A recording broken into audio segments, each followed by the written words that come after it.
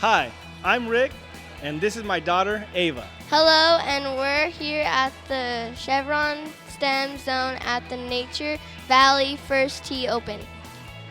So tell me, Ava, what did you learn today? You always ask me that. Well, for instance, what did you learn here at the Air Cannon exhibit? I learned about, aerodynamics, about thrust versus drag, and about how adding a little piece of sandpaper to the barrel of an air cannon causes a ping pong ball to spin and change direction. Wow, I'm impressed. Thanks, Dad, and thanks, Chevron.